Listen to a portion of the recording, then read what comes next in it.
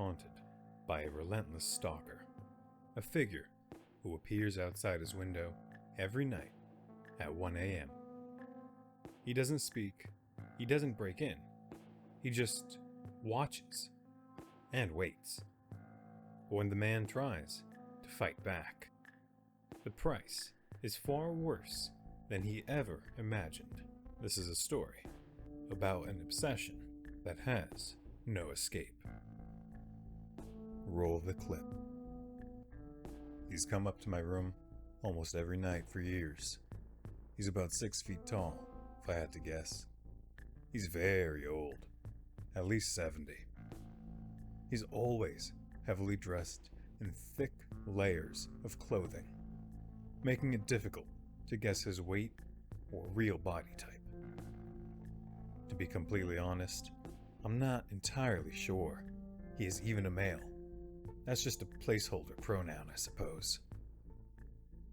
He's never gotten into my room, I'm sure of that. He's tired, mostly just stands outside my room on the deck, pressed up against the glass window of the double doors.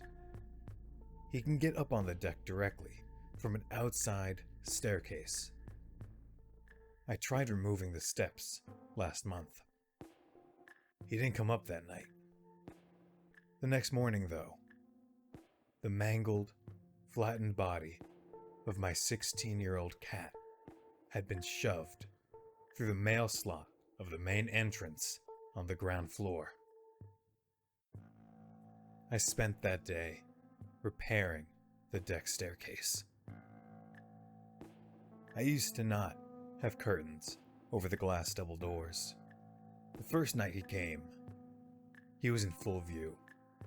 The lower half of his face was pressed against the glass. A thick hood covered his eyes. His mouth opened, and he started to lick the glass in a small circle while his wrinkled hands rubbed against the door. It created a horrible squeaking sound. I screamed as I fumbled for my phone to call the police. He slammed a fist on the door, turned around, and jumped over the deck railing. When the police arrived, I gave them my description and told them where he went. This all happened around 1 a.m., just as it has ever since. Now, my deck is about 3 stories off the ground, down a sheer cliff, overlooking a field. While most people would probably survive the fall, they wouldn't do so without seriously fucking up something. You'd think that an elderly man would break his legs, rendering him stationary. At the base of the deck, the police found 2 deep boot imprints, presumably where he fell. Leading off from the imprints was a clear trail where he had gone through the tall grass. Shallow, alternating, left-right prints left through the trail with a long stride. He hit the ground and sprinted, completely uninjured.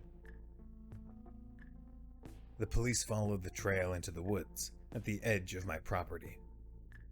About 50 feet in, there was a small, makeshift camp. It had a brown tent, a small fire pit, and a pile of dead rodents. One rodent was skewered over the pit. I told the police I did not want this camp on my property, and it was taken down. Almost every night since, around 1 a.m., he's there. If I call the police, he runs. I bought a shotgun, prepared to defend myself. I sat up, waiting. I've done this a few times, and when I do, he doesn't come. Not until I doze off.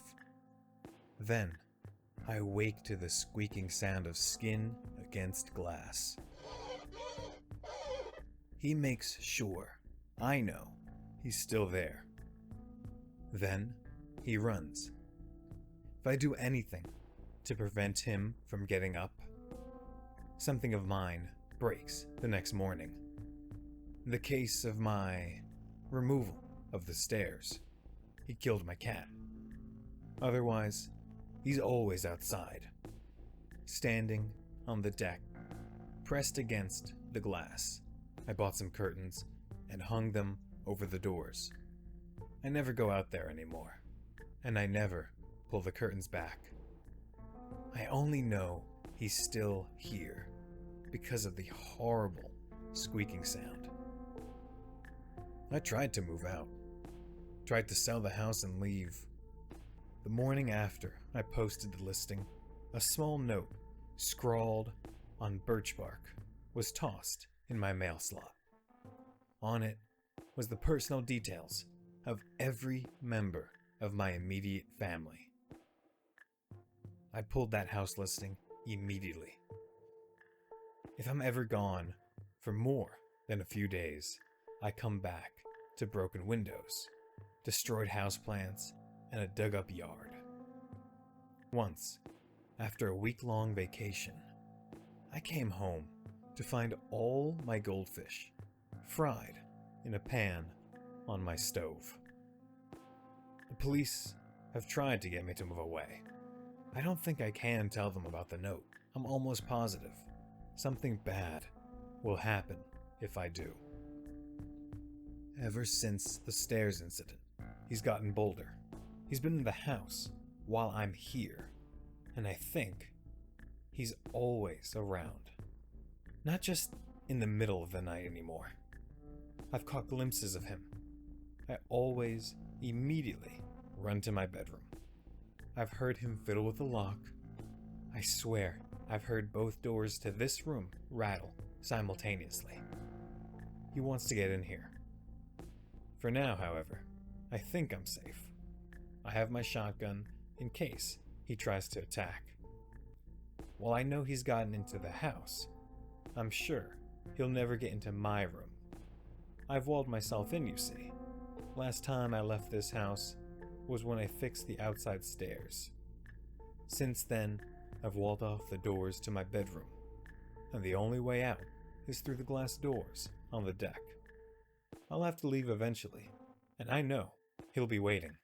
If he isn't, then I can only pray for my family.